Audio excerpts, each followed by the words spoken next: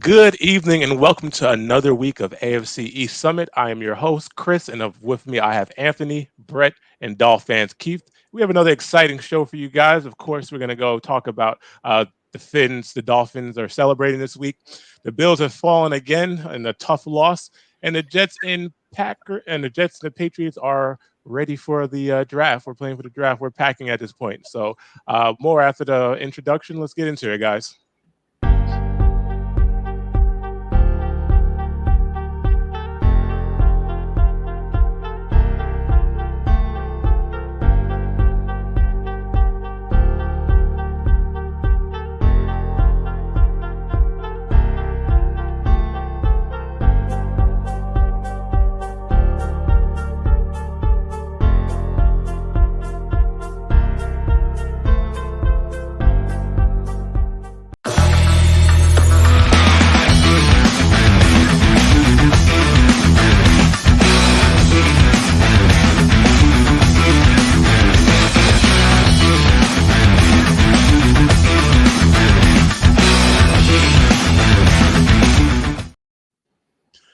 All right, guys, it's been another exciting week of football. And before we get into it, let's go ahead and just mention, guys, you may have noticed the QR code at the bottom of the screen.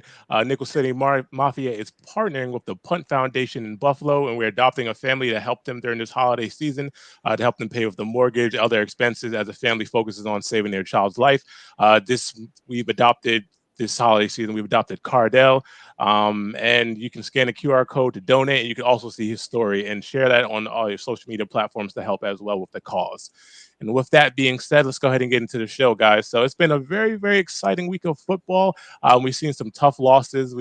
Especially as a Patriots fan, losing to I feel like one of the worst teams in the NFL and in the New York Giants, kind of makes us now the worst team in the NFL. So it's been tough. The Jets and Patriots pretty much at this point are out of playoff contention, while the Dolphins are the best team in the AFC East to my surprise, I know, because I had pegged them to be at least third this year. So let's get into it. Keith, how do we feel about this past week? What do we see? What do we like? What do we not like this week? Let's get into it. Third, Chris? Really? Third? That's how early um, predictions. no, you know what? That game on paper, it looks like a blowout. And I suppose for all intents and purposes, it was a blowout. But that game could have very easily gone sideways had that miracle play at the end of the half not happened, where Javon Holland got the interception on the Hail Mary to return it for a pick six. Mm-hmm. That game, we don't know how that game would have gone had that pick six not have occurred. And I was going into the half, I was not feeling very confident. I was not feeling very confident at all. And then that pick six happened, and I felt better about things. But, it was a really good game defensively for the Dolphins, which isn't hard to do against the Jets offense. Tua, it seems like 2 or 3 times a game he throws a ball that you think, what the hell was going through your head? That pick six ball that he threw was a ball. It wasn't a ball that should have never been thrown. And the second interception he threw right before the Hail Mary, I actually don't hate the decision to throw it there. It was just a bad throw behind Tyreek. So, it was a victory against yet another sub 500 team. So the critics will continue to critique the Dolphins and knock off points for that. But, you can only play who's on the schedule, and the Dolphins have the Commanders coming up this week. So it's not like these criticisms are going to be ending anytime soon. I would be interested to know Anthony's take on what I said about how that game was going to go, how that game was going, because I'm telling you, going into the half, I wasn't feeling very good. The Dolphins, dominated that first half and kind of let the Jets back into it. And then, kind of gave them some momentum, some wind in their sails. If that Hail Mary doesn't happen, I think we're looking at a different ball game here. Absolutely, absolutely. So, Anthony, same different side of the coin. What did you see from the Jets? I mean, I know we're right now we're at the point where it's kind of rough in our season. It's not shaping out to what we imagine it would be. But what did you see? How did you feel about that game? I mean, Keith always has a uniquely pessimistic view of the Dolphins. I never felt like the game was even in doubt, if I'm being entirely honest with you. I mean, it's fair to point out like that extra the fail Mary gave him a free touchdown, which is cool beans, but like it's not like our offense did anything. Our offense scored exactly as many points as our defense did. Like we could not move the football. I just saw a stat. Somebody tweeted it out. I don't know if it's completely correct, but it sounds right. We've now used 13 different offensive linemen and 13 different combinations of offensive line. It's functionally impossible to actually make any sort of offense work under these conditions. Like you need a certain amount of time for offensive lines to gel, and I don't just mean like you need to play together for a week or two or 3 or 4. They don't even start to gel sometimes in the NFL until week 6 or 7. And that's of playing, the same 4 out of 5 or the same 5 out of 5 offensive linemen. We've had 11 different offensive line combinations in 11 weeks, or something like 10 different offensive linemen starting out, the offensive line combinations starting out.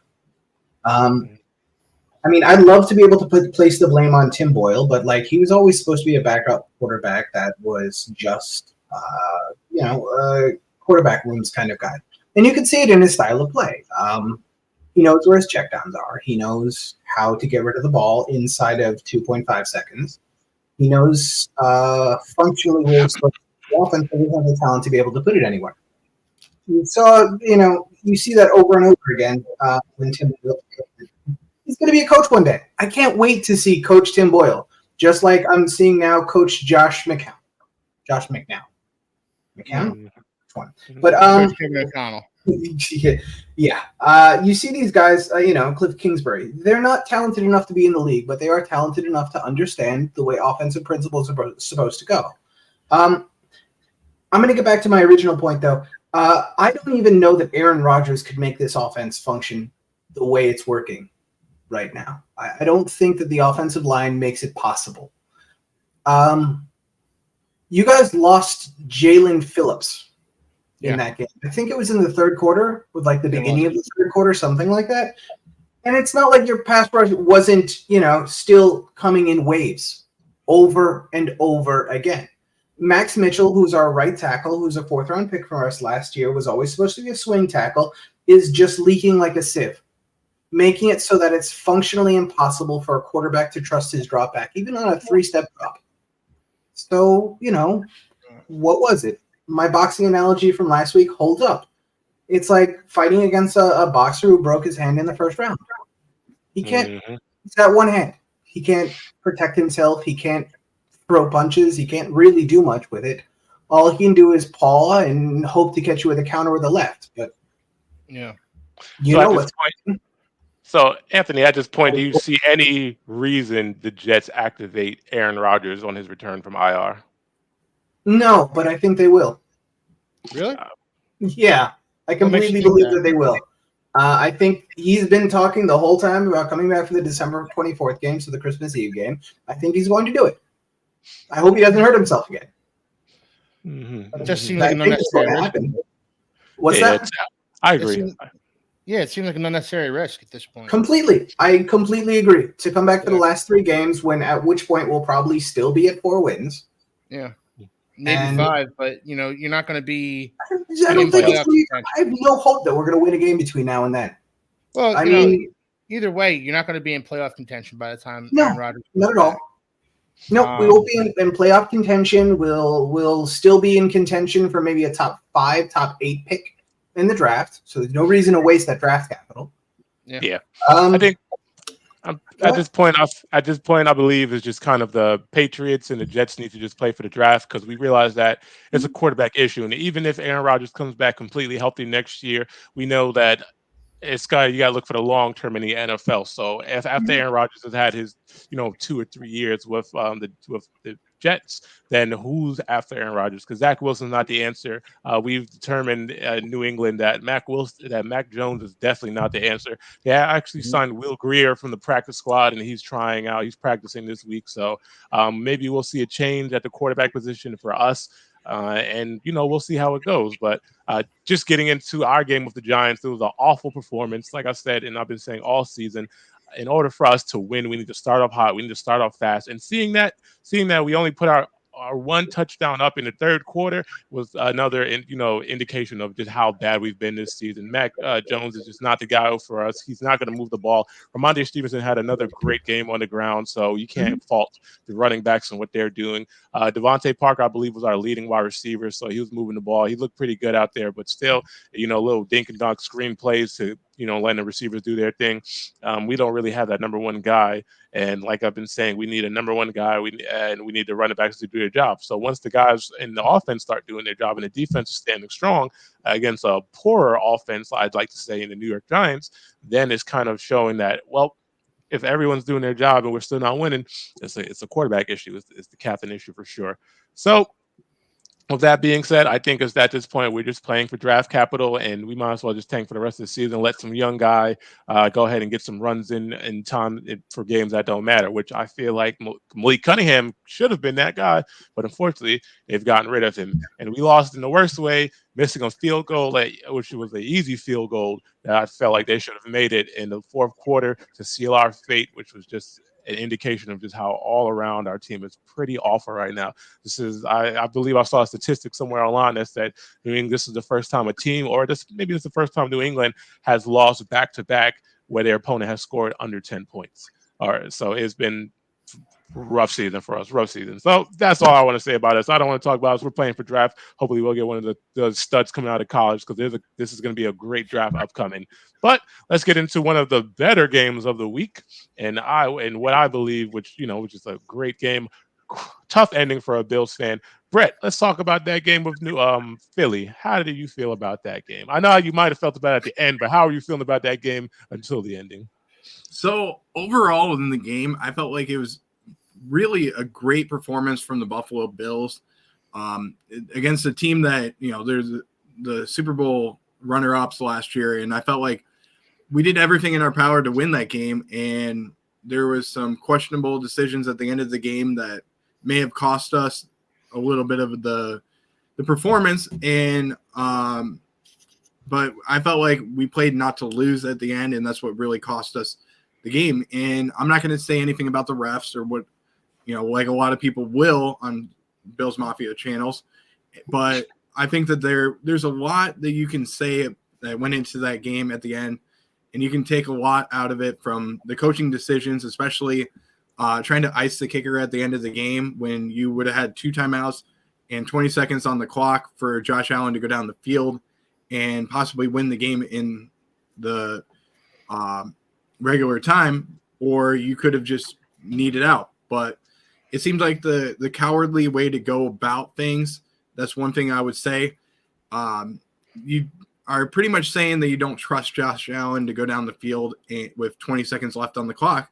And you feel like, okay, why are you paying him $250 million to be your quarterback if you don't trust him? That's the question that I have today.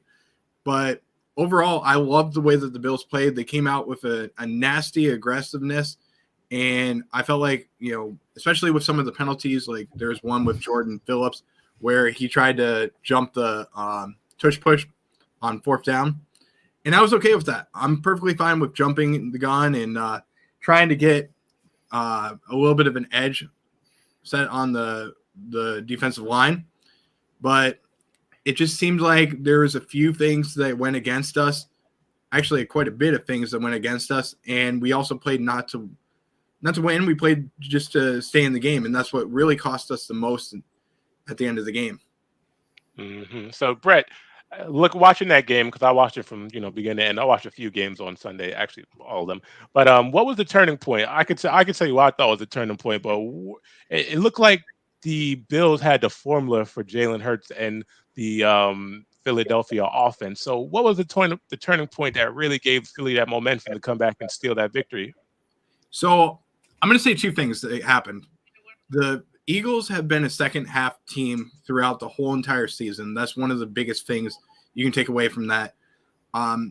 That's one thing, but I think the other thing is just the Bills took their foot off the gas, and I think there were some adjustments that they could have made in the second half where there was a play where Josh Allen threw an interception that kind of cost them a little bit.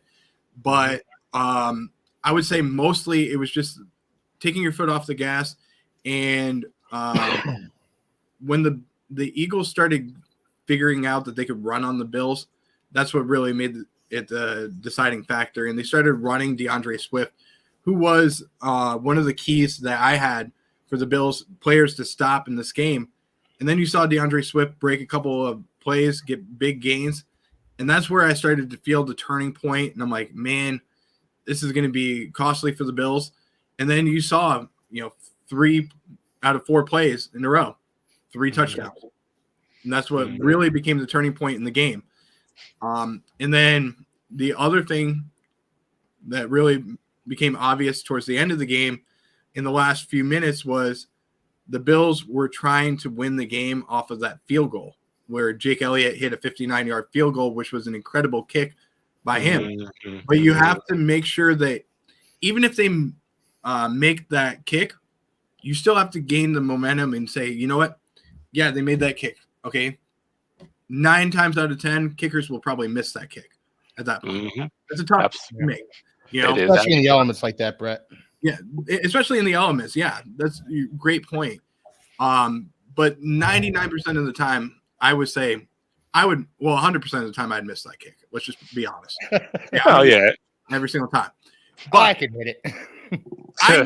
If you give me 100 tries, I might be able to hit it once, but that's besides the point. I mean, Jake Elliott, great job. I mean, nothing against him, but with 2 timeouts and Josh Allen out there on the field, who was balling out there the whole entire game. He threw an interception, big freaking whoop. He threw an interception. He threw the ball 51 times in the game. Okay. That means that 2% of the time he threw an interception. That's not a bad stat. Okay. No. I'll take that all day long. He balled out. He had over 400 yards, all-purpose yards, and he played a hell of a game for somebody that usually it starts off slow and then he starts to get into the game as the game goes on. But I felt like he brought the aggressiveness. He actually made the offense run. Just a couple of plays that didn't work out in their favor, like the one where Gabe Davis and him, he couldn't figure out the miscommunication, which I do put a little bit of the blame on Josh Allen. Part of it I put on Gabe Davis. They got to communicate that out there. But that's a play that you want to have back. And then it seemed like after that play, when the Bills kicked the field goal and they were up, it just seemed like to me that everything fell apart. Even though you're up, they fell apart. And they should have came out of that game and won it. Let's be honest. They should have won the game. There's no reason that it should have came down to where it came down to. And missed kicks, a lot of penalties in the first half. That's what it really came down to. And we could have played a lot better than we did, but it was a little bit disappointing at the end. Absolutely. It was a tough game, especially as a Bills fan. I know in our Discord channel, we did see a lot of Bills fans celebrating, and I was one of the guys. Hey, Mo Brown, how you doing? Thank you for joining. Appreciate you and appreciate the comments. But I know I was one of those guys in the Bills chat who was trolling this week, so it was kind of fun. It was kind of fun for sure. But I saw the big turning point, that interception when the game, if they had to go down there and score it, it made a 2-possession game and kind of put the pressure on Jalen Hurts, who was kind of struggling at that point. They weren't really utilizing DeAndre Swift. So at this point, and I know Keith, you're someone who emphasizes that you don't believe in the Eagles. At this point, do we believe in the Eagles at this point? They're 10-1. Do we believe? Well, I mean, look, I fully acknowledge that I'm probably the only person who doesn't believe in the Eagles at this point. But I still don't. They did everything they could to hand the Bills that game, and the Bills wouldn't take it. The 2 false start penalties on the first future first ballot Hall of Fame center at the end of the game. These are things that, winning teams, don't do and get away with. And somehow the Eagles seem to get away with these kind of fluky, come from behind victories. They get away with playing terribly most of the game or playing terribly for a whole half of the game and then coming back and winning. They've come back and won their last 4 games now at this point. Isn't that like one of those things that you hear in the inverse all the time? Like, good teams get over mistakes. Good teams figure out a way to win. Look, and you're kind of turning that into a negative, though. I mean, I'm dying on this hill, and I fully acknowledge that I'm alone on this hill. I fully acknowledge that, but I personally think the Eagles are the 3rd best team in the NFC. I think they're behind the 49ers and they're behind the Cowboys. Right, far. I still think that, and I think the Bills should have won on Sunday. And I'll say this real quick, Keith. Bad teams find a way to lose, and let's just put it this way: the Bills are a bad team. I mean, I'm not going to go there with you either, Brett. Like, I don't think they're a bad team. I think they're a undisciplined. Patriots are a bad team. Patriots are most definitely a bad team. They're a terrible team right now. No, I think the Bills are an undisciplined team. I think the Bills, at the end of that game, the Bills had chances to win that game, and they didn't take them. Like with that Gabe Davis, Josh Allen, miscommunication. That was a blown coverage by the Eagles. Should have been a touchdown. Things like that. And, you don't see that kind of thing from a veteran team like the Bills that have been through a lot of – they're battle-tested. They've been through a lot of games with high leverage moments. And there's some sort of disconnect going on with the Bills this year, and they're going to have to reevaluate a few things with potentially Sean McDermott at the end of the season. And it's also worth pointing out that this season isn't over yet, Brett. The Bills can still make a little noise here in the AFC. Oh, yeah. Oh, they could, but let's just put it this way. The Bills have a bye this week, which I have all the Week 13 matchups on the bottom of the screen. Bills have a bye week this week. Then they go to Kansas City, play at home against the Dallas Cowboys, those are 2 games right there. Those are must wins for the Bills now. Yeah. If there's 3 games this year that were decided by late touchdowns or field goals, whatever the case may have been in the games. You go back to the overtime game in Week 1 against the Jets. That's a game that the Bills should have found a way to win, especially with Aaron Rodgers being out. And no disrespect, Anthony, I felt like the Bills pretty much handed that game over to the Jets. They said that they took the Jets a little too lightly after Zach Wilson came into the game. And then there was a Patriots game.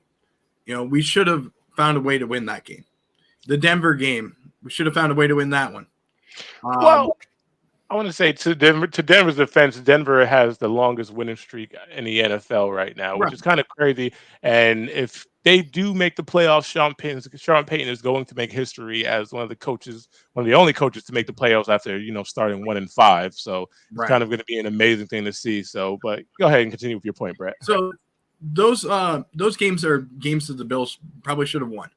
And then you look at the Eagles game. That's another game that we should have found a way to win. So those losses that we've added up right there, those are games that if you look at this game against the Eagles, I'd say, okay, we're sitting at, let's say, we would be, 9-3? Okay. So you're sitting at 9-3, that's a loss. Okay. Big deal. Now you're sitting at 6-6, and your season's pretty much on the line now because now you have to win against the Chiefs and you have to win against the Cowboys. Those are not going to be easy games right now. You took the easy part of your schedule at the beginning of the year a little too lightly, and now you're pretty much facing the point where you might miss the playoffs, and there's a very good shot that you're going to miss the playoffs. So at this point, as if I'm the owner in the Bills and I'm Terry Pegula, I'm looking at things going, okay, what do you want to do at the end of the season with Sean McDermott? And a lot of the Bills fans want Sean McDermott fired if he doesn't make the playoffs. And that's a very valid point. I understand completely where people are coming from in that sense. But I think that right now the expectations for the Bills are a little too high. Everybody's saying that, we've made the playoffs for a long time. There's going to be bad seasons. There's going to be seasons where Josh Allen isn't the same. There's going to be seasons where we don't make the playoffs. And Sean McDermott's a wonderful coach in himself. He's got to correct the issues with overtime. Now he's tied Don Capers for the worst record at 1-6 in overtime. 0-6 with Josh Allen. There's some issues that we got to fix.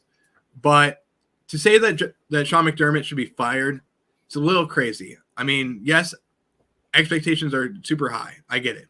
But I wouldn't say fire Sean McDermott after one bad season. No, not at all. And I can't even count a 6-6 season, or however they may end the season. I can't even count that as a bad season because they're still at 500 halfway through the season. So there's still room. Like you did mention, they have a couple tough matchups. Some of the better teams in the NFL right now do have tough matchups going forward. And I feel like these are make or break. These are definitely make or break games. But at the same time, they will help them if they win. If they lose, these are going to be games that's going to help them kind of get in form for the playoffs, because playoffs is right around the corner. So we do see the NFL shaping up, and it's going to be an exciting finish. Quick question, guys. Any surprises that we see right now at the teams and how the standings are shaping out? Any surprises that, kind of caught you off guard? And I'll start with you, Anthony. Any surprises that you see right now in the NFL? Around the entire NFL? Yeah, around the entire NFL. I would say I'm actually, weird as it might sound, I'm surprised at how dominant the Dallas Cowboys look right through this season. I knew they were a good team. They were obviously a very good team. They were a talented team last year, but they are absolutely just rolling over teams. Yeah. Oh yeah, sure. They're stomping teams on both sides of the field. Yes, it's really impressive. They've done such a good job of just accumulating huge amounts of talent. I love it. I love seeing a well-built organization in there, about as well built on both sides of the field as you get. Yeah, and I thought Dallas was going to suffer a little bit with the loss of Amari Cooper because they don't have their 1-2 punch. And I think Matt Gallup's always suffered from injury, so he was never going to really fully recover and be that guy that they needed at the number 2. But CeeDee Lamb has stepped up in a big way. They found guys like Turpin to step up, and the defense has always been dominant. And to see Dak to see Dak also be scoring multiple touchdown games, even without the efficiency of Tony Pollard, is definitely a good thing to see. So it's nice to see for sure, and definitely a big surprise. Brett, how about yourself? Any surprises that you see in the NFL right now? I'm going to throw out a team in the AFC that surprised me. Actually, 2 of them. The Houston Texans, number 1, have surprised me quite a bit. I was shocked at how good CJ Stroud is looking. And I'm going to say this right now. You can put CJ Stroud in the MVP category, to be honest with you. Don't just put him in the offensive rookie of the year category. I think for sure you can put him in the MVP category. He has thrown a lot of interceptions, don't get me wrong, but the way he's come into the league and the way that he's led the Texans has been incredible. And DeMeco Ryans deserves to be coach of the year. I'm going to say that right now. To take a team that was with Lovie Smith last year and a team that was god-awful and turn them around and put them in a position to make a run at going to the playoffs in your first year, that is an incredible stand. And you do it with CJ Stroud, and then you add in, I can't even think of his name now, but Will Anderson. Yeah. And you have him as well. That's a wonderful 1-2 punch that they're going to have for years to come. The other team is the Indianapolis Colts. I mean, I'm shocked that with Gardner Minshew and having Anthony Richardson out for the rest of the year, that they are still in playoff contention as well. And you had all the off-field distractions with Jonathan Taylor. Is he going to be traded? Is he not going to be traded? And you bring him back. In this backfield with Zach Moss at the beginning, and now you have Jonathan Taylor, they're looking really good. And then you add in Mo Alley Cox as well. And you add in Michael Pittman, who is looking great again. And this offense is going to be tough to figure out as the playoffs go on, and Jonathan Taylor might end up running all over teams in the playoffs. Yeah, and Jonathan Taylor right now, he's out a few weeks. He just had thumb surgery, I believe. So he's gonna be out for 2 to 3 weeks. And they got but they can be rest assured because, like you said, they do have Zach Moss also leading that backfield. So he led the backfield for the first couple of weeks of the NFL. He was actually one of the highest yardage running backs through week 5 until Jonathan Taylor came back. So we know he can carry that offense for sure. So he's just going to resume those duties. So they won't miss a step. So very good teams. I like your choices, Brett, especially the one of CJ Stroud. I think he's surprising the world right now. So Keith, how about you, my friend? Any teams that surprising you? Well, I want to go the opposite way, guys. And the team that surprised me with how bad they've been playing is the Los Angeles Chargers. Going into the season, we looked at them as a team that was, going to compete for a Super Bowl. And, we looked at them as a talented team. And, they haven't really faced the injury issues that a lot of other teams have had to face. They lost Mike Williams for the season earlier, but for the most part, they've been relatively healthy, especially as far as the Chargers normally go. Chargers are normally a kind of a train wreck when it comes to their injury report. But they just haven't performed up to their talent level. And they just don't seem it doesn't feel as though they can get out of their own way in a lot of these games. You watch them against the Ravens. They were a completely listless team for the vast majority of that game on Sunday night. Yes, I did watch that game and I didn't enjoy it.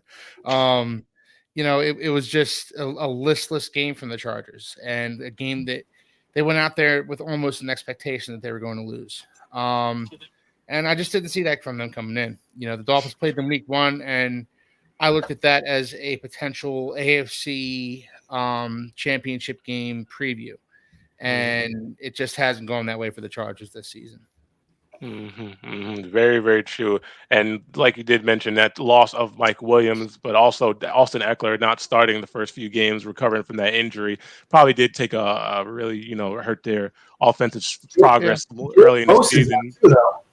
Yeah, Bosa's out, but Bosa's always out. They still have enough talent in that deep. Like J.C. Jackson couldn't make it work in L.A. That they released him halfway through the season. He couldn't make it work in New England either. Brandon Staley's supposed to be this Vic Fangio disciple. The defense is supposed to be, a strength of this team, and their defense just gets run through. Just completely run through week after week after week. The one week where they aren't run through is against the Ravens, and this is the week their offense can't get going.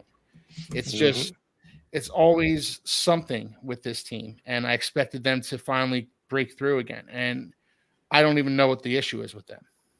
Yeah, it's going to be it's been a rough season for them. Fortunately, they got an easy confidence builder going in this week against the Patriots, so maybe they can get some practice in and find their offensive stride and their defensive stride, because it's going to be an easy win for them.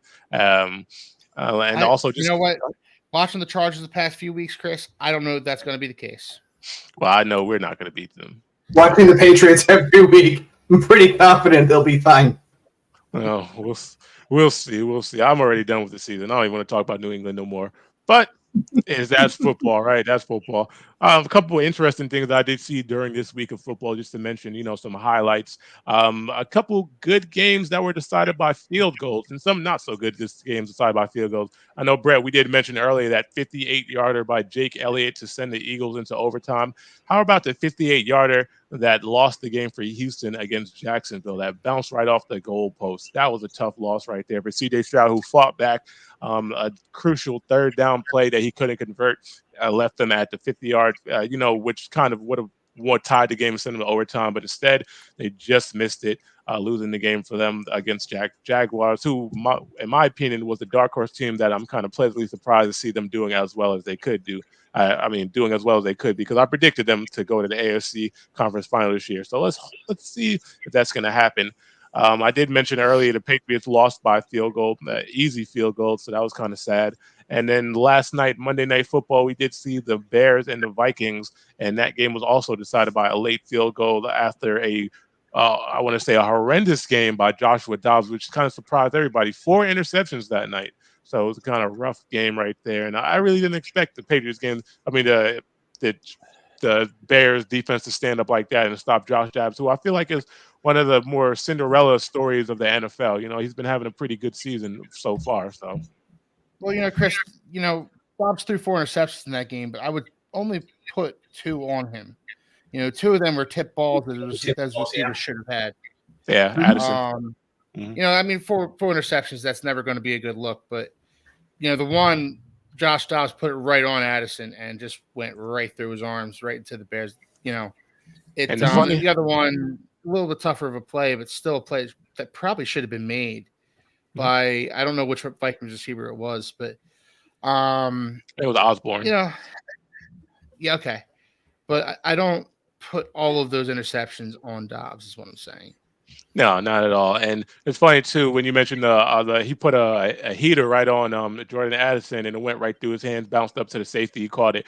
But it's funny if you look at that play, if Addison catches that because he was perfectly in stride, if Addison catches that, that's a house call because the safety had bit. Safety started drifting to the right. Addison's crossing the field to his right, and honestly, if he catches that in stride, he's a couple steps ahead of his defender, and he's gone. Busted for a big play. So it was definitely a porous night for the receivers. And I think at this point, if I saw the report correctly, Minnesota's kind of in question about who they're going to start moving forward. So they might give Jared Hall another chance after, he had a pretty I checked the report. They might, but they're having a little questions about who they're going to start moving forward. But I'm pretty sure they don't have Josh Dobbs locked up after this year. That's the other thing. Like, they might as well see what they have in Jaron Hall because they're not going forward in the playoffs this way. Yeah, no, exactly. I guess that's that. Yeah, so either way, he's going to get a big contract somewhere else. I think he's pretty much proved. Maybe he comes to New England. I'd love to see that. So we shall see. All right, guys, let's get into our next week's matchups and let's talk about a little bit how our team's going forward. We have the Jets versus the Falcons. We know the Bills are on a bye week. Patriots are versus New England. The Patriots are versus the Chargers, which I don't see us winning. And we also have the Dolphins versus the Commanders. So, Keith, how are we feeling about our matchup moving forward? Well, the Commanders game, it should be another victory for the Dolphins, right? I'm not going to. Anthony did point out something earlier on the show that I've always been overly pessimistic about the Dolphins, and he's right. He's not wrong about that.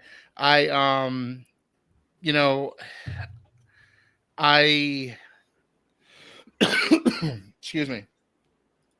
I guess it's just years of being a Dolphins fan has just made me as pessimistic as I am. But going in this Commanders game, I am confident that the Dolphins are going to win, but I'm not confident it's going to be the 2-touchdown blowout that everybody else thinks it's going to be.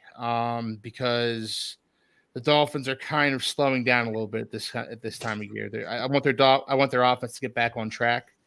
I want their defense to figure out how life looks like without Jalen Phillips screaming off the edge. And the Dolphins have couple of weeks here to kind of figure themselves out before they get into the real meat of the end of their schedule, which is the Cowboys, the Ravens, and the Bills. So they have a couple of weeks to kind of figure things out a little bit, and I'm hoping they do so against the Commanders. So maybe they'll play with their food a little bit and ultimately come out on top, but I don't expect it to be a blowout.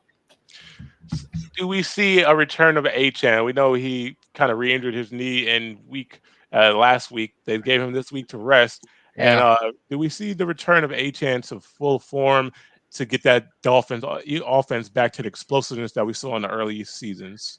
I honestly don't know, Chris, but I think the Dolphins, the more I see, the more I think the Dolphins actually need him because Raheem Mostert, he's looking a little bit closer to his age in these recent weeks. He's looking worn down. It looks like if you look at his career numbers, like his highest number of carries in the season was 180, and he's like at 150 already. Yeah. He's looking He's looking old. He's looking Yeah. worn down. And the Dolphins need a Change of pace. Jeff Wilson, a Devon Achane, a Chris Brooks, Salvin Ahmed. He's on the IR now. The Dolphins need some running backs to start the spell Raheem Mostert because he's looking tired, and they need some more punch, in the running game. They just need that right now. Yeah, and Raheem Mostert is someone who's battling injury constantly through his season. He's torn his ACL multiple years, so we gotta hope that he does get that help and that change of pace back in order for him to kind of get that relief, and so he doesn't, injure himself. Because moving forward, the Dolphins look like they're in a position to make the playoffs, obviously with their record, and so they're gonna need their backs. They're gonna need that 1-2 punch. They're gonna need everyone on offense in order for them to make that deep playoff push that all the Dolphins fans are hoping to see this year. I'm not, but But I mean, you're not alone on this channel not wanting the Dolphins to make a deep playoff run. I understand. But without that running game that was so good at the beginning of the season, the Dolphins probably can't make that deep playoff run. So they need another running back to emerge here, whether it be Jeff Wilson or Devon Achane. Because honestly, if I was the Dolphins, I would sit Raheem Mostert a couple of weeks because he just looks that lethargic running the ball. Load management. Yeah. All right. So let's go ahead and get into your matchup, Anthony. We have the Jets versus the Falcons, and what I presume to be a low-scoring affair. How are we feeling about that matchup? Swear to God, I would have chucked this up as a W, like even maybe 5 weeks ago. I might have said, well, at least we got the Falcons coming. No, I don't feel good about it at all. I agree with you. It's probably going to be a low-scoring affair. The Falcons' defense this year has been phenomenal. They brought in some pass rushers, and that pass rush can get at you. They've had A.J. Terrell already, and so they're a pretty good coverage team as well. Then at this point, they're very used to ugly wins. And a team that's used to ugly wins this late in the season that can bludgeon you with a run game, that can maybe hit 1 or 2 shot plays in an actual football game, who's used to playing around a crappy quarterback. So it's not like Desmond Ritter's going to be any worse than he usually is. I have no confidence that we'll win this game. Can we? Maybe, but I don't think so, actually. I think that Arthur Smith has blooded a rumble, tumble, ugly football team that can run the ball down your throat with one of 3 running backs that are capable of going to the house on almost any play.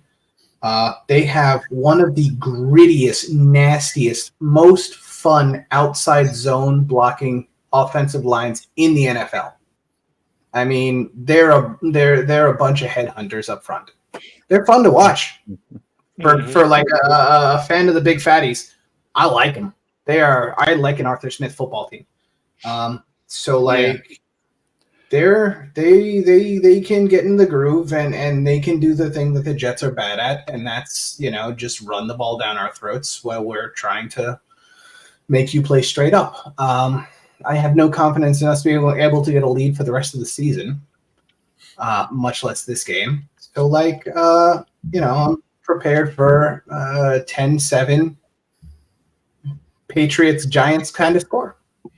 Anthony, I am a fan of the big fatties, and I love the way Arthur Smith runs the ball. Hate the way he passes the ball, man. What's crazy about Arthur Smith? I saw an interview with him a few weeks ago, and I didn't realize that he came up under Joe Gibbs, under Joe and his brother. See that. He came up under them in Washington. I had no idea, because I always knew that there was some kind of tie between him and like a zone-based run game. I always just assumed it was the same way that everybody else did it, like under the Shanahan system. But like Joe Gibbs' brother, I forget Alex Gibbs, was the run game coordinator and offensive line coach for the Denver Broncos. He's the one that brought the zone-based system to the West Coast system and married it to the West Coast system with Shanahan in Denver. So the fact that he comes from just a strictly outside zone running system, like you see so many parallels between him and McDaniel in their run game specifically. There's so much creativity. Like, there's so much fun, so much misdirection. Even like to the small details, like the way the quarterback takes his steps back, how the running back looks like he's going to go right, but he actually just takes that last step to the left, and it's outside zone to the left, and he just picks his lane. The way that like he designed a run scheme that basically turned every run into a kick return for Cordarrelle Patterson, who is a kick returner, and turned Cordarrelle Patterson, who is, a bust of a wide receiver and a great kick returner, into a hell of a running back, because he just turns everything into an outside zone, which looks like a kick return. So he just picks a lane and goes. Like, I love that. I love that creativity. Cordell Patterson is another ex-Patriot who, just kind of learned the game, was able to adapt and just become, just achieve that longevity in NFL. And definitely the Falcons are a fun team, especially with that wonderful sky cam they have. It's always fun to watch those highlights. The thing that kills me the most is the fact that, like, the same offseason that we got Robert Saleh, our number 2 coaching candidate was Arthur Smith. We turned down Arthur Smith and took Robert Saleh. Well, maybe Robert. Go ahead. I was going to say, hold that thought. Also, we have a trivia question for any of those watching right now. So, quick question, and let's see if we can get someone to answer it without Googling it, hopefully, but how can we stop you? Who was the first team to win a Super Bowl as a wild card team? And no, the panel cannot answer, guys. So, we'll see who can get that right in the comment. And I was saying, Anthony, hopefully Robert Saleh can still be that guy. I think, once again, the Jets bet their entire season on a healthy Aaron Rodgers, and we know a quarterback can make or break the team. Because even if you look at the Atlanta Falcons, like we mentioned, they have a great line. They have a great offensive weapons. I mean, they have Drake London. They have Kyle Pitts, and Kyle Pitts is one of the great, better NFL tight ends. And they have a great 1-2 punch in the backfield. But with the quarterbacks that they have right now, they aren't shaping up to be the team that they can be. We know that their potential is there, but it takes one quarterback. Because even if people talk about, someone like Kansas City, who may have a lack of weapons, they said Marquez Valdez-Scantling has a highlight reel of drop passes, but still Patrick Mahomes still finds a way to grind out wins week after week after week. So a quarterback can make or break a team. So But I don't know. I say we still give it to Robert Saleh. We give him an opportunity. I think he has a security blanket, and just the fact that his season was based on the fact that Aaron Rodgers was going to play, he was going to be healthy, and even some of the games. I know a few weeks ago you mentioned the fact that you got sick of watching the Jets on primetime TV. I think those primetime TV slots were also based on Aaron Rodgers being healthy and playing. But now instead we have to watch Zach Wilson stink it up. So it's kind of Zach Wilson anymore. We're past Zach Wilson. We're on to Tim Boyle and Trevor Siemian. Yeah. So let's just put it this way: the water's boiling in New York right now. So I know for Anthony, you're probably going crazy right now. You're wondering, like, why is there a curse over the team? Woody Johnson's just been, one of the craziest owners in the NFL as of late. And it just makes you wonder why can't you get past the playoff drought that's happening? So, I mean, at some point, like, we are in bad luck. We've had some bad teams, but like this is some pretty horrendous luck. You and I both. I mean, listen, we've been through it all. I kind of am starting to compare the Bills to the Jets, and you can see a lot of similarities. I mean, yes, you have your Super Bowl ring. Okay, I'll give you your flowers on that. Okay, we're still chasing ours, but there's a lot of similarities between the early 2000s Buffalo Bills and the Jets. I mean, look at all the quarterbacks that you guys have gone through as of recently. And some of those played for the Bills. Okay, we'll talk about Ryan Fitzpatrick. Yeah, but how many were good? You've had at least Jim Kelly before Josh Allen. Nathan Peterman too. But okay, you guys had Brett Favre, Michael Vick, you had Chad Penny. Yeah, we had Michael Vick, who was like 100 years old. We had Brett Favre, who was 100 years old, who'd retired before he played for us. Let's not be like we've had a quarterback like. No, but I'm just saying you've had some big names. You had Vinny Testaverde. I mean, he was not a big name. He was a joke. He was a meme. By the time we got Vinny Testaverde, he was already an NFL meme. Vinny Testaverde was drafted in 1984. Yeah, we got him in 1998. Yeah. Okay. He'd been washed up in Tampa. He'd been washed up in Cleveland. Like he was. Vinny Testaverde was not a quarterback. In fairness, Anthony, that season that he tore his Achilles in Week 1, that was looking like a season the Jets were going to go to the Super Bowl for sure. Yeah, absolutely. So I mean, calling him a joke seems a little harsh. You guys have sure, but the names. What's up? You've had the names there. Let's just put it that way. You've had big name players that have been there that just, you can't put it together. That's the thing. And that reminds me a lot of Buffalo. We've had the big names where, you talk about EJ Manuel. There's, I wouldn't say EJ Manuel is a big name. No, you really shouldn't. Okay, let's put it in college football. He was a bigger name. J.P. Lossman. Yeah. Doug Flutie. Okay, we'll say Doug Flutie. That's a bigger name in college football. Big name in Canada. Canada. Yeah. Okay. But I'm just saying we've had the big names. Okay. The Patriots only needed one name. You needed one name. The Dolphins. Now it's been. I don't know where you're going with this. But okay. Let me finish my point, and you'll understand.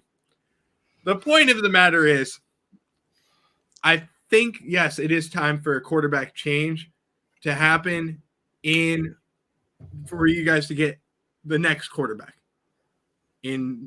for the Jets. Yes, I understand you have Aaron Rodgers, but Aaron Rodgers is probably going to play, another 2-3 years max in the NFL.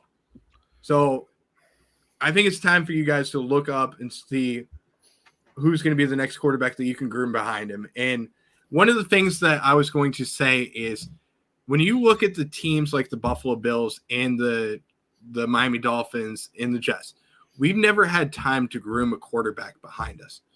So you've never had that starting quarterback that you're confident in and said, listen, I'm going to put this guy that's a rookie and I'm going to groom him behind and make him into the next Aaron Rodgers or the next, Tom Brady. You've never had that opportunity to do it.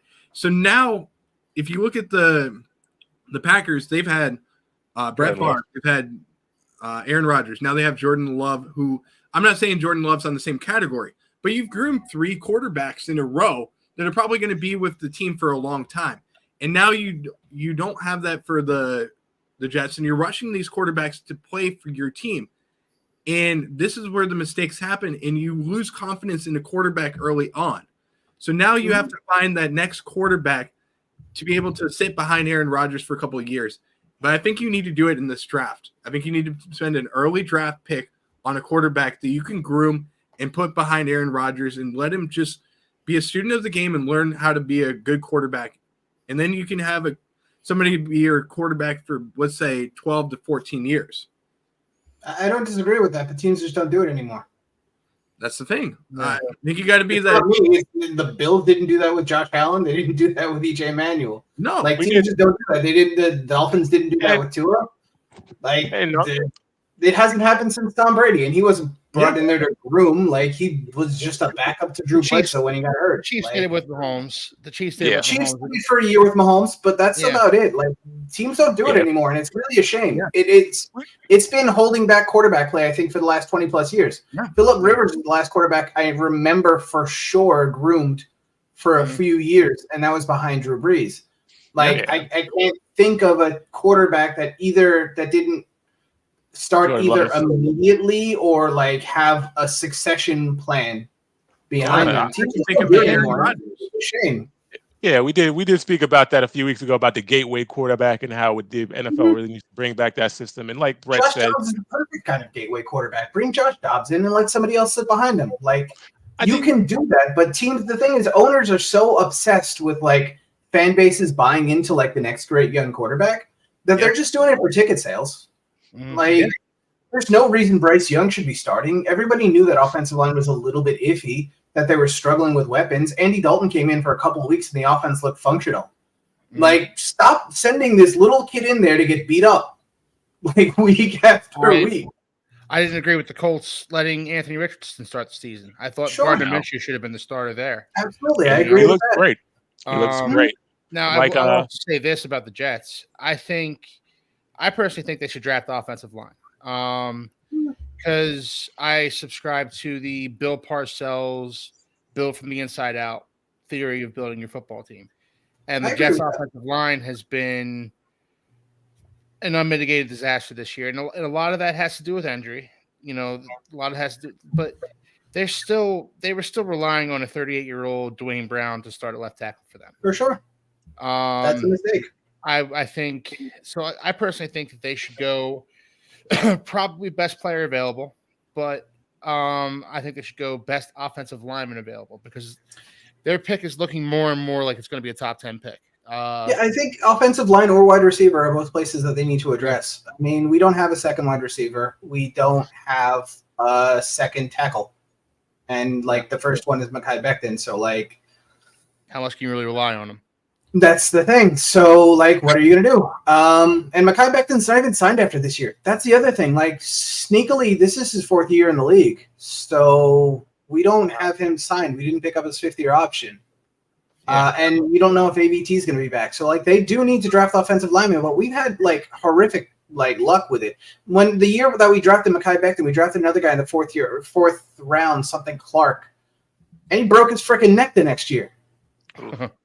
What do you want? This just happened. You just have to keep hitting the well for years and years and years and hope to get a little bit lucky. You're not, the Cowboys' right tackle is Terrence Steele. The guy was an undrafted free agent. Yeah, they just groomed him for a couple of years and he plays. But, they have Tyron Smith, who's a first-round pick, and they have and you have Tyler Smith, who's a first-round pick. Tyler Smith, yeah, they just invested in him. Yeah, and Tyler Biadasz, and before that it was Travis Frederick, who unfortunately had to retire due to Zach Martin first round. But the point is, Anthony, your point, the Cowboys kept on going back to the well with the offensive line. They kept on drafting offensive linemen because they knew how important a good offensive line was to make an offense look functional. And the Jets, I think, with a better offensive line, their offense would at least be. It can. The thing is, with a good offensive line, you can at least look functional. Look at, I mentioned, the Atlanta Falcons. You can at least look functional with a crap quarterback and a good offensive line. You can make something happen. Yes. You can have the best quarterback in the world, but a garbage offensive line is going to get him killed. Yep. You have to build which is why they shouldn't put Aaron Rodgers back out there this season. I completely agree. I agree with drafting a first round. But if you're going to have a top 10 pick, trade back and get multiple picks. You need as many shots of the well as you can at this point. And that's been another point of emphasis against Joe Douglas. Despite the fact that I think he's a very good general manager, particularly at drafting last few years, he keeps trading up. Yeah. And he's not acquiring more picks doing this.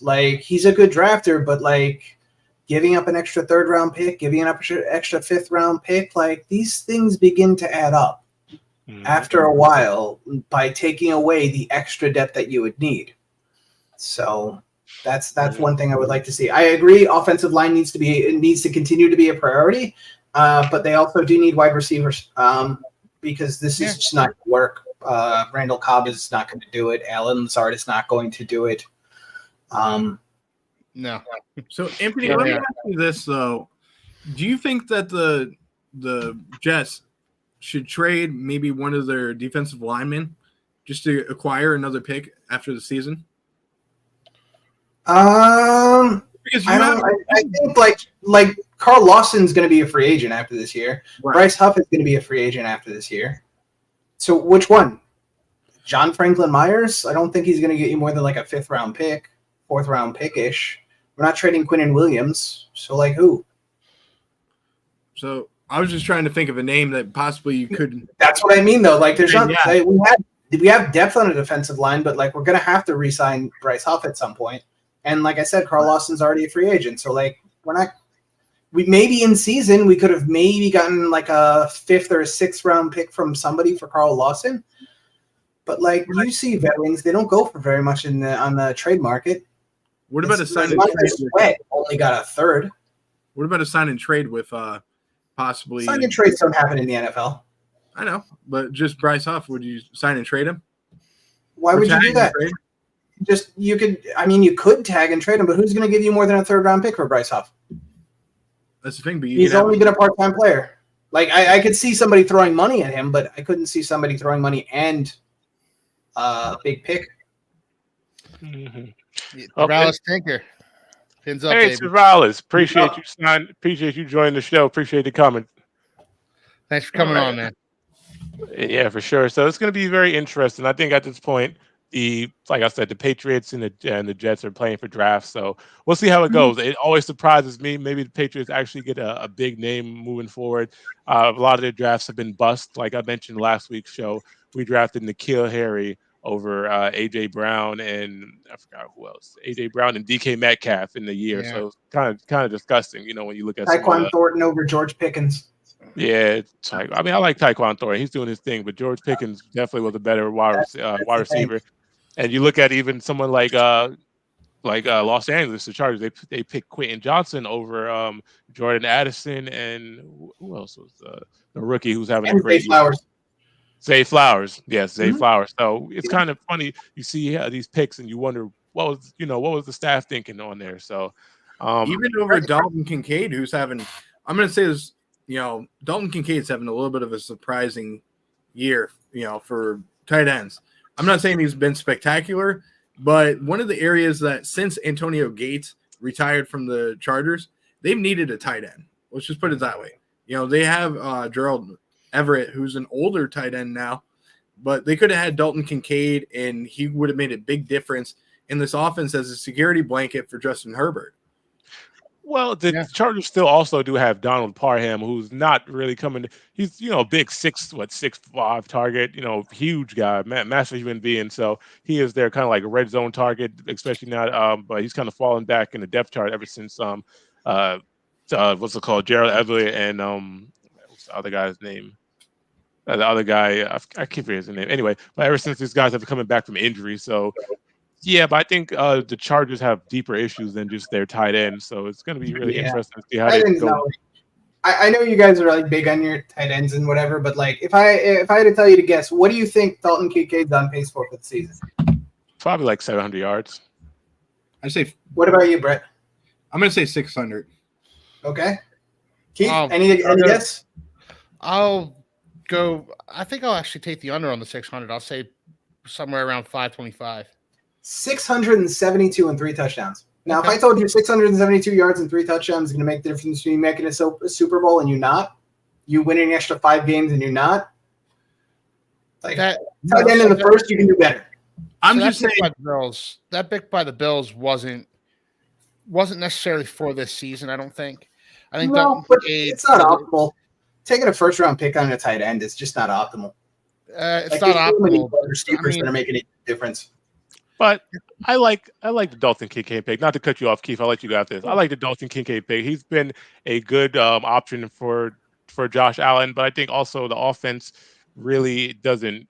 The real offense really focuses more on Diggs. So I think it's up to Josh Allen. We can always talk about coaching and play calling and things of that nature, but I think it's up to Josh Allen at the end of the day to really feed his receivers. And we know Josh Allen is more hero ball. He'll throw it to Diggs.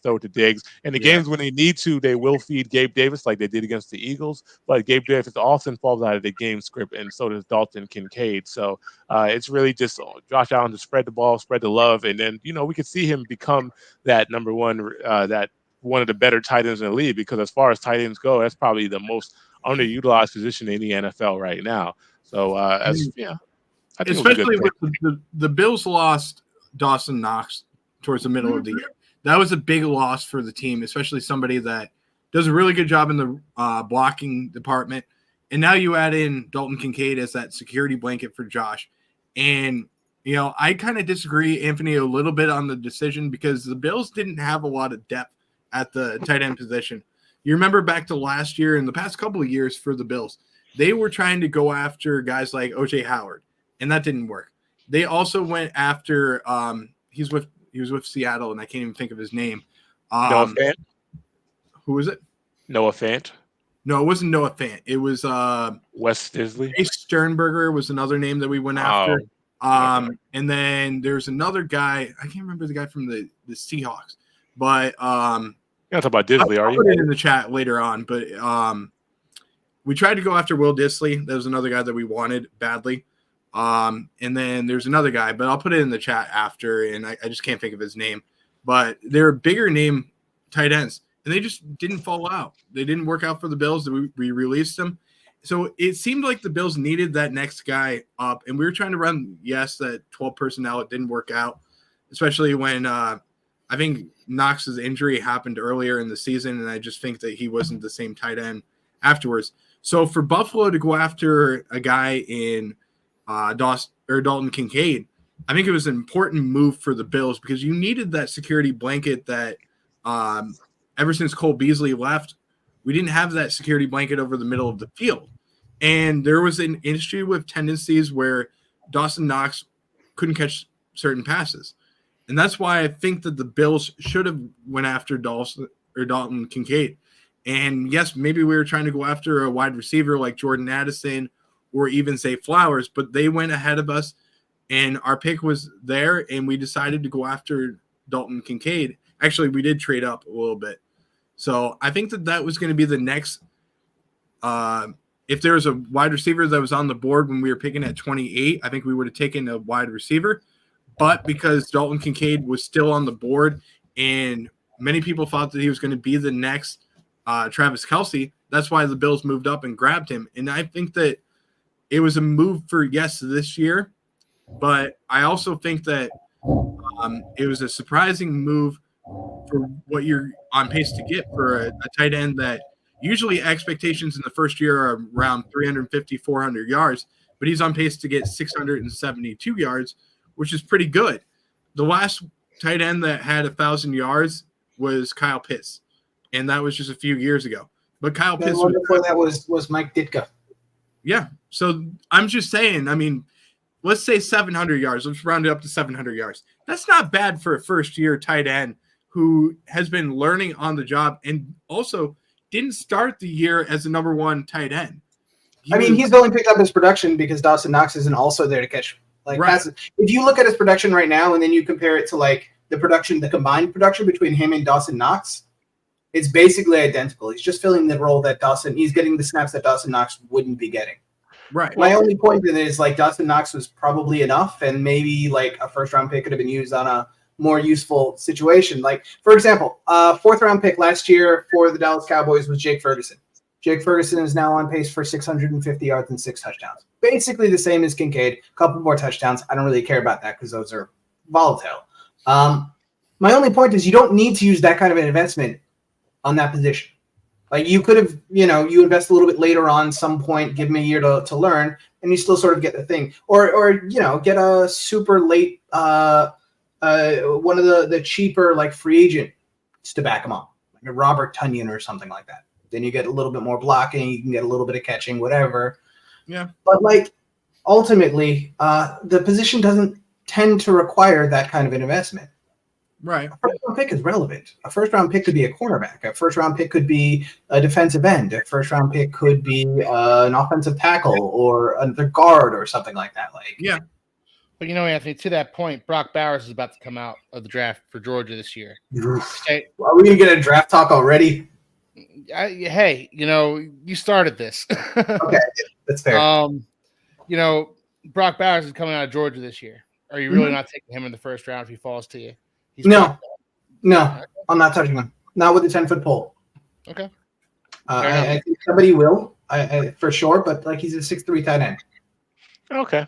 Fair enough. I see both points, but I think Bills definitely needed that option in the passing games besides Stephon Diggs, especially with the lack of production, the loss of Cole Beasley. So I do see your point, Brett, and I do see your point, Anthony. So they're both very valid points. I'm just going to say one more thing on that topic, though. Okay. Go ahead. And Anthony, I respect your side of what you're saying, but let me just say this last part. Over the last few years, and you can say what you want, the Bills have lost Dawson Knox quite a bit during the season. And then the production level when the next tight end comes up has been atrocious. So I do feel like it was much needed. We go back to Lee Smith. I'm trying to remember the last tight end that was really relevant after having Dawson Knox. There really wasn't a tight end over the last few years that we've had. So it really comes down to, the Bills needed that number 2 tight end to just be, yes, the backup, but somebody that can come in and be productive as well. Absolutely. So hopefully Dawson Knox can turn into a nice 1-2 punch. You've seen the 2 tight end sets come out often, especially looking at New England with Mike Gesicki and God, I forgot Hunter Henry. So, 2 dominant tight ends that you can actually see get involved in the passing game as well in the blocking game. So maybe moving forward, not this year, the next year, we'll actually see Dalton Kincaid, the pick come to fruition that the Bills Mafia saw. So we shall see. But let's talk about let's go ahead and move into closing notes. I know a question I had in mind, I know we talked about our matchups moving forward this week. The Bills are on bye week, so you can kind of just relax this week, Brett, and don't got to worry about any losses or any tough losses, close losses. Your heart can rest a little bit. But are there any games that we're excited to see coming up? I'll start it off. I'm excited to see each and every AFC East team lose this week, besides the Buffalo Bills. So that's what gets me excited. Matchups against the Falcons and Commanders and the Chargers for you guys. I mean, I'm rooting for every team other than the Bills. I'm rooting for all of them to, good luck, Brett. In the division.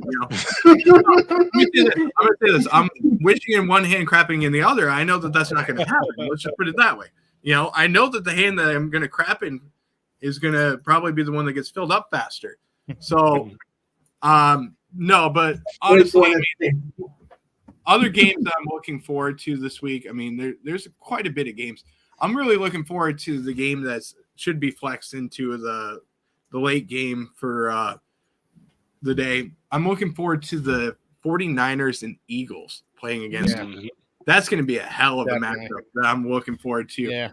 That should be the Monday Night Football game. Let's just put it that way. That's going to be a wonderful game. But obviously you don't want to have the Eagles play so many times on, prime time. I get that. Other games I'm looking forward to. I mean, there's not a lot of great games out there, but Chiefs and Packers. The Chiefs and Packers, I think the Chiefs are going to win that game easily, to be honest with you.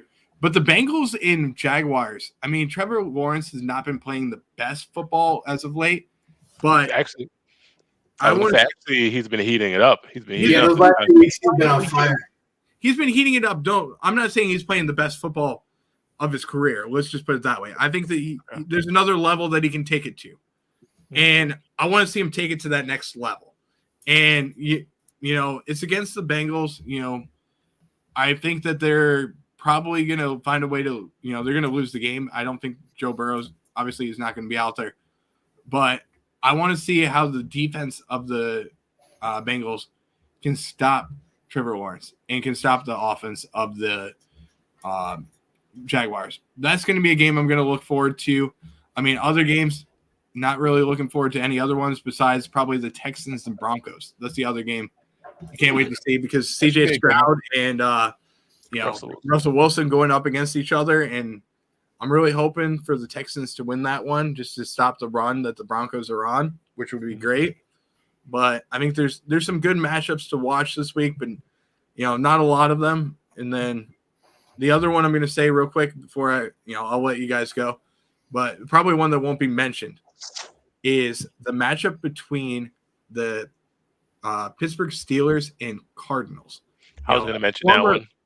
The former Super Bowl game that, if we remember back to many years ago, Santonio with that wonderful toe taps in the end zone. That was one of the better moments in the NFL.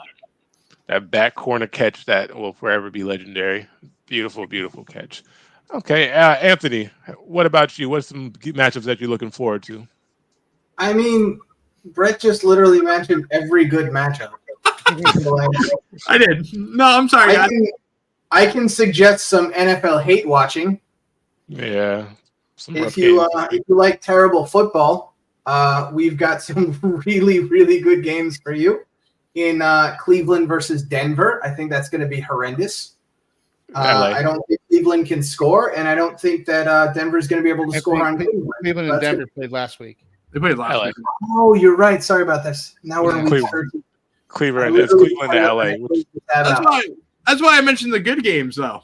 Yeah, no. All right, good hate watching. Sorry, let me take that back. Good hate watching is going to be New England and Los Angeles. I think Los Angeles is going to steamroll New England.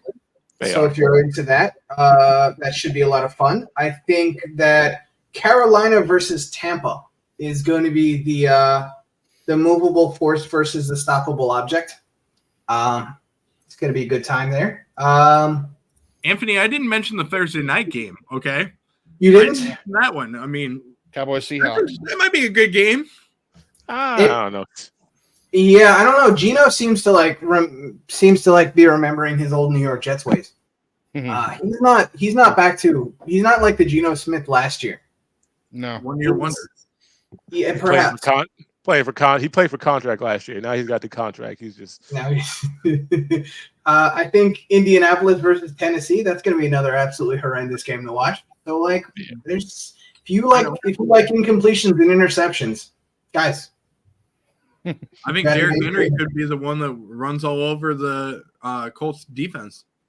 That's entirely possible. The Colts have a pretty decent defense right now, and Will Levis really likes to throw YOLO balls. Oh my God! He had one good game. Then he just went downhill after there. It wasn't even that good of a game. That was just DeAndre Hopkins remembering who he really was. Yeah. Like he bullied cornerbacks on 3 of those 4 touchdowns. Was just beating up a cornerback and taking the ball. So yeah. What about you, Pete? What about you, Keith? Well, I'm looking forward to the 49ers Eagles, and I'm going to continue to die on this hill all by myself that the Eagles aren't a very good football team. And, whether the 49ers win or the Eagles win, I'm still all alone on my lonely hill. But no, that's going to be a great game. It's going to be a great game to watch. Especially here in Philadelphia. They're foaming at the mouth for this game here on, Philly Sports Talk Radio. And they're, it's always more fun listening to Sports Talk Radio here in Philadelphia when the Eagles are a good football team.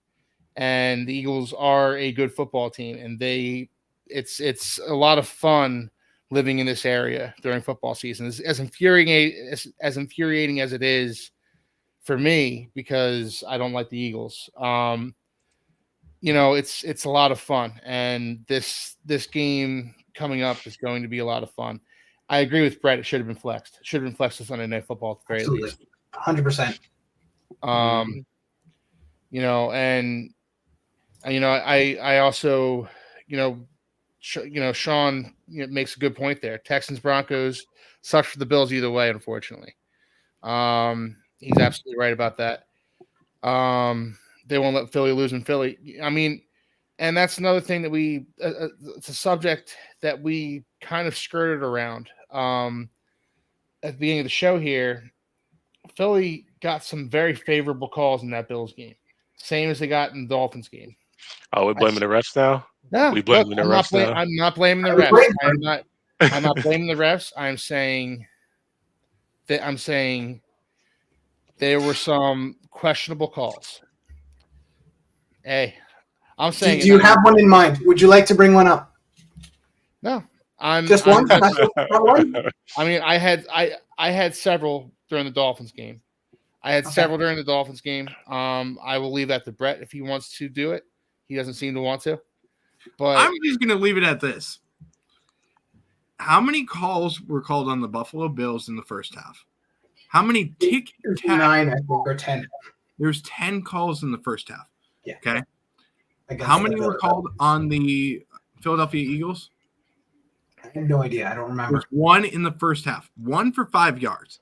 Okay. They played a clean. That sounds like a clean game of football to me. I mean, football team. I'm just saying this. Look at the record for Sean Hockey when he is been with Nick Sirianni in Philadelphia.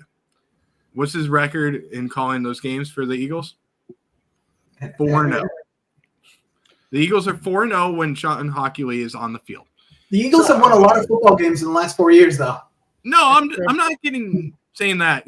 They've won a lot of football games. I'm not I'm just gonna put this comment up real quick. Oh my god! I'm not gonna say it, but I'm just putting it up. I'm touching that one. I think Sean may have had a little too much Kool-Aid on for today, but it happens. But Yeah. we got a comment from Trick 808 coming in. He says they had 0 against Miami. We did watch that game and we did speak about that. Trick. Appreciate you joining the show, but yeah, I didn't have any problem saying my thoughts about the refs during the Dolphins-Eagles game. Oh yeah, and I don't have any problems talking about the refs during the Eagles-Bills game. They screwed the Bills a couple of times in that game. Oh yeah, let's go. I'll mention some of the plays that should have been called. Number one, Darius Slay. Okay, let's just put it this way: he pretty much was holding Stephon Diggs on the one play that should have been called. That was just blatant as hell. Wasn't called. Then you go to the horse collar tackle by Hassan Reddick. Okay. I knew this one was coming. I'm going to bring this one up. Yeah. Let's just go around. I actually agree with Anthony on this one. I do agree with Anthony on this one, the way he said it. But go ahead, Brett. Let's just go around the panel. Was that a horse collar tackle? No. It was the front of the jersey. Yeah. It was the front and the side of the jersey, but the reason why it wasn't called is because there's a specific exception for quarterbacks and players in the backfield. Yes. But could it have been called roughing the passer? No. You don't think so? No, he spun him down. That's one of the few. Look, Brett, the refs screwed the Bills in this game, not on that call. Also, the Bills, you mentioned the first half calls. The Bills still left the first half with a 10-point lead. They did. No, don't get me wrong. They did.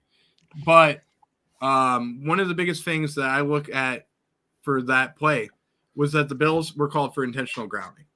Now, that's the part that I'm questioning the most is, okay, yes. In my opinion, that is obviously a horse collar tackle because of the way that it's not only that he grabbed Josh Allen, and he did grab him in the front. Yes, to a degree, you can say that. But the grabbing and holding on is considered the horse collar tackle. No, the horse collar is grabbing from behind.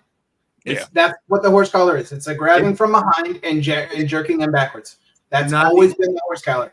It's always been the horse collar, but now the updated rules in the NFL state that even if you grab to the side or to the front, it is considered a horse collar tackle in the NFL. It's not. I literally posted the rule for a horse collar tackle in our chat. Now, the reason why he wasn't called for the horse collar is the same reason he was called for the intentional grounding. He was still inside the tackle box, and he didn't get it to the line of scrimmage or to an eligible receiver. Mm-hmm. The rules are the rules. We all agree to them.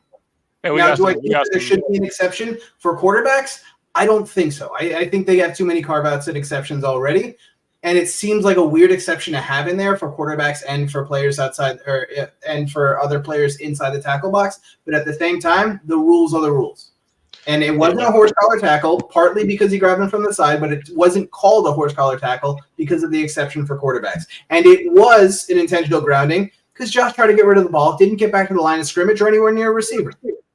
Yeah, well, I think this is kind of split. Like we have seen some horrible games called for Philly. So I think it's kind of split when you see something like that, especially when you rip the quarterback's jersey, So it's kind of it's 50-50. To me, it wasn't a horse collar because it did look like he grabbed the front of the jersey and you could even see the rip. Sorry, Sean is saying he was out of the tackle box. He couldn't have been out of the tackle box because it was ruled a grounding. The ref was 2 yards away. He saw that he was still inside the tackle box. Like, by definition, it can only be grounding if he is still inside the tackle box. Yeah, so unless the refs are blatantly cheating, then I wouldn't say that it wasn't a grounding call. It looked like grounding, and I think the world can call it grounding. But we could always go back and look at the highlights. I apologize for opening that can of worms, guys. I was begging for somebody to. Yeah, but we'll see. I opened it, and I immediately regretted doing it. Hey, listen. It will. Oh, yeah. Show the whole play. No. From 22. Don't show it from there. Show it from 22. That's just the view. He's grabbing the front of the jersey. I want to see the whole play from the 22. This way, inside of the tackle box. And the exception is for quarterbacks and players inside the tackle box. Good job, Keith. Yeah, sorry about that. But we'll see. I mean, they got a pretty good game moving forward. Like we mentioned, probably the game of the week next week, 49ers versus the Eagles. So let's see how the game is called, okay? But let's go ahead and close it up, guys. We're getting close to that mark. It's been a pleasure as always with you guys. And if you enjoy the show, anybody watching, if you enjoy the show, please like, comment, subscribe, share, tune in. We do our show every Tuesday at 8 o'clock. And we also do have many more shows, including the Nickel City Mafia channel. We have a hockey show. We have just fantasy football. We have a bunch of different shows. So guys, tune in, check out all of the shows. We appreciate the support. And of course, go ahead and scan that QR code, read the story of Cardell and his family, and support if you can, and share that amongst your social media and all your friends and family as well. And guys, it's been a great show as usual. Any closing thoughts? I'll go ahead and start with you, Brett. I mean, I'm going to say this. I'm just glad we're not playing this week, so I don't have to lose some hair and probably some days of my life, because the amount of times I screamed at the TV and the amount of anger I had last week at the end of that game. I'm telling you, for the first time ever in a game, I actually ended up breaking something in my house because I was pissed off. I've never been more pissed off at the end of a game than after watching Jalen Hurts run in a touchdown 20 yards. Zero blitz that the Bills ran. That's what pissed me off the most. So I'm just glad that the Bills are off this week, and I am glad that I can watch some other football games and catch up on some sleep. Yeah, but I know the Bills fan had to be real upset because I was trolling that chat, and then after the game was over, it was quiet for about like 10 or 15 minutes. So I know the Bills fan were over this. I put the meme in there. You saw the meme. Oh yeah, about the coach not wanting to win any overtime games, Sean McDermott. Yeah, I did see the meme. I did see. So, Anthony, any closing thoughts? My only closing thought is you really were the most mad after that game, not after they gave up the punt return touchdown in week 1. I wasn't nearly as mad after that. Okay. Other games that I was mad during, 13 seconds, that one pissed me off. Let me say this. 13 seconds, yeah. The Texans overtime, or not overtime. Yeah, the Texans overtime loss. I was pissed off at that one. I was pissed off last year in the Cincinnati game when we lost that one. Yeah, there's some games that I would say I was pissed off at. But overtime punt return, you're fine with. Yeah, let me say this. In overtime, what was I expecting? I had a feeling it was coming. The way that Matthew Smiley's, special teams has gone, I was not surprised. I'm not going to lie. I had a feeling it was coming. And as soon as I saw the kick, I said, oh, we're done. We lost this game. I really did. It's just part of being a Bills fan. Listen, that's just what you get. I had a feeling that Matthew Smiley, I wanted him gone last year. I wanted a new offense or a new special team coordinator. I wanted the guy that was the head coach of the Raiders, Rich Blanchia, I think is his name. But he was the Raiders coach last year when John Gruden got fired. That's the guy that I wanted when before Josh McDaniels took over. He was the one that I really wanted for the Bills to get. But unfortunately, we didn't. So, we got stuck with Matthew Smiley, who, hasn't been smiling that much. Let's put it that way. He's kind of got a frown on his face lately. So I'm kind of sick of him. So let's get rid of him and find a new special teams coordinator. Okay. Final thoughts? Oh, we're talking about games that piss us off as fans. Sure, let's do it. Whatever. Every game during the Dante Culpepper era. No. Final thoughts. First and foremost, please scan the QR code and consider helping out Cardell and his family. And beyond that, I'm not nearly as pessimistic this week as you guys are. I understand why, but you guys understand why. But there are much tougher games ahead for the Dolphins. So don't worry. I'll be pissed off again on this show. Okay. And you never know how Sam Howell is going to perform. So Yeah, my it's final true. thoughts. Patriots are pretty much done it for the year, in my opinion. Their games aren't even entertaining to watch anymore. I'm just kind Sperano of era. Oh, yeah. So the game I'm really most excited about watching is probably the Steelers and Cardinals with the return of Kyler Murray and the firing of Matt Canada in Pittsburgh. We see that the first Steelers 400 over 400 yards. So it's going to be interesting to see how they operate moving forward, especially because their record is good, but it doesn't reflect how lackluster their offense has been. So it's going to be interesting to see how they perform moving forward. So that's the game I'm looking most forward to. But guys, thank you for watching. Like I said, like, comment, subscribe, scan the QR code, support Cardell, and tune in next week at 8 o'clock where we will be doing the same thing and talking about how our teams perform this week. So we'll see. But appreciate everybody, and we're signing out. My name's Chris, Pats Nation. Anthony, Jetto. Brett, Go Bills podcast. We'll see you next week. fins up, boys. All right, guys, have a great night. Take care.